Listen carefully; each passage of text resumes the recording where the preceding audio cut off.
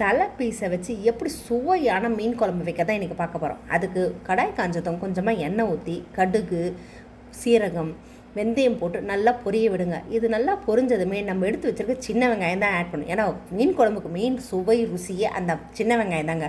இது கூடவே கொஞ்சம் கருவேப்பிலை சேர்த்துட்டு இது நல்லா வதங்கிறதுக்கு கொஞ்சமாக உப்பு சேர்த்துக்கலாம். நல்லா அது வதங்கி வரணும். அந்த ஸ்டேஜில் நம்ம அரைச்சி வச்சுருக்க தக்காளியும் சேர்த்துக்கலாம். தக்காளி நல்லா கொதித்து எண்ணெய் பிரிஞ்சு வர இந்த நேரத்தில் கொஞ்சமாக மிளகாத்தூள், மஞ்சள் தூள், தனியாத்தூள் போட்டு கை விடாமல் நல்லா கிளறிக்கோங்க. கன்சிஸ்டன்சி கொஞ்சம் திக்காக இருக்கிற இந்த சமயத்தில் குழம்புக்கு தேவையான அளவுக்கு புளியும் அது கூட சேர்த்துக்கோங்க. முக்கியமானது புளி ரொம்ப முக்கியம்.